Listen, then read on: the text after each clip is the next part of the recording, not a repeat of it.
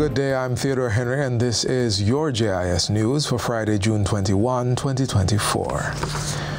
Government is determined to bring affordable housing within the grasp of more low-income earners in the country. While applauding private investors' efforts to build housing for Jamaicans, Prime Minister Andrew Holness points out that these are generally geared towards middle-income earners. As such, he says the government must do what it can to provide housing for those at the lower end of the socioeconomic scale. For us to get to the next level of bringing the prices of housing down so that the average hard-working Jamaican who is contributing but can't get a benefit can get a benefit, we will have to dig deep in our land bank and make lands available where the price of the land is considered to the total value of the house, but subtracted from the total value of the house when the house is sold. The Prime Minister says that at the appropriate time, an announcement will be made. He reiterates that housing is an entitlement of Jamaicans, and the government will use its resources to make this a reality. In the meantime, the Prime Minister is encouraging investors to take a second look at Spanish Town for development. Mr. Holness argues that there is an incredible opportunity for businesses to reinvest in the town's existing infrastructure. While addressing the recent official opening of the New Brunswick Village, he said residential and commercial developments such as this should be considered an anchor for future investments. The Prime Minister says he is optimistic that, much like what's taking place in St. Thomas, the old capital will soon see its fair share of investors. Mark my words, you're going to see developers, financing companies start to look at communities like Brunswick Avenue, Ensom City, Greendale, Hampton Green. All these are communities with fairly good infrastructure. Roads are in, some have sewer, some have water mains. What is needed is for an investor to come and buy up all the properties and redevelop them. 120 ventilators are actively in use in the public health sector, inclusive of those donated to the government during the COVID-19 pandemic. The Ministry of Health and Wellness published a list of all ventilators donated and purchased by the government and partners yesterday.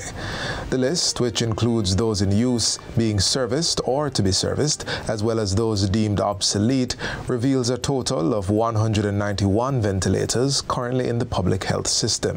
The routine maintenance, taking out of service for maintenance, a very complicated piece of equipment. And in some instances of that 40, some are waiting on parts for servicing. The rest are obsolete. They are not functional. They can't be used. And so there's a process that is involved in getting them out of the system. The numbers were gleaned from an audit sparked by concerns about the management and whereabouts of ventilators donated to the government. Based on that audit, there are no ventilators that are missing. There are, therefore, should not be any speculation or indeed insinuation that somehow ventilators are not being utilized. Dr. Tufton says the current number of ventilators is the highest ever in the system and is set to increase once those being serviced are returned to active use. Minister of Transport Darrell Vaz says the government is determined to move with alacrity to establish a regulatory framework that will effectively integrate ride-hailing services into the public transportation system. He gave an update on the matter during a press conference at the Ministry's Petroleum Corporation of Jamaica, PCJ location, on Tuesday.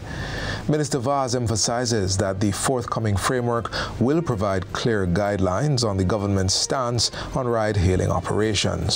Some of the key issues to be addressed include fit and proper criteria for operators and acceptable vehicle types. The regulation should also outline licensing categories and ensure strict compliance with safety measures for both passengers and operators.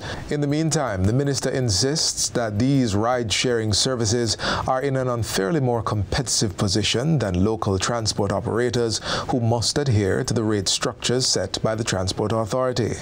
And as it stood, or as it stands now, you have these persons using ride-hailing apps that are undercutting the prices, the set regulatory prices, which puts the Jamaican public transportation operators at a distinct disadvantage. So it's not just about public safety of the citizens. It's about fairness. While the regulation is being developed, the ministry is recommending that local ride-hailing apps be allowed to continue operating, monitored by the authorities. This is on the provision that they engage only drivers and vehicles that are PPV certified and that are authorized by the Transport Authority and Island Traffic Authority. In the case of internationally operated ride-hailing apps, the recommendation is that the owners and operators be required to establish a business presence with registered offices in Jamaica and formally engage the Transport Authority, which will ensure that only drivers and vehicles certified and approved to operate in the public transportation sector are allowed to register and access their apps until, as indicated previously, a comprehensive framework is put in place. 5 outstanding members of the Jamaican diaspora have been bestowed the Governor-General's Achievement Award for Excellence. They were awarded for demonstrating active and significant service towards the development of their communities of residence and Jamaica. The presentation of the awards took place during the 10th Biennial Jamaica Diaspora Conference this week. Governor-General Sir Patrick Allen lauded the awardees for their contribution and encouraged delegates to use their talents to support the youth. We must protect and nurture the innocence and potential of our youth, guiding them with integrity and compassion. The awards, in this award, we honor today individuals of substance whose stories are not just inspiring, but a testament to the human spirit and perseverance. One awardee, Dr. Pearl Jarrett of the London-based Jarrett Foundation, says she has been further encouraged by the recognition. You could just walk away, nobody would know. And then I would hear my mom say, "You don't worry yourself. God see and know." And when I saw the plaque that I got today, I said, God, whenever I feel like I can't do this anymore, I want to look at this plaque and know for sure you see and you know.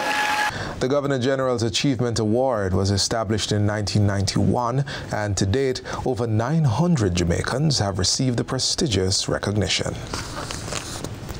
And finally, Tax Administration Jamaica TAJ is to begin conducting enforcement initiatives during the current fiscal year to improve property tax collection in several parishes.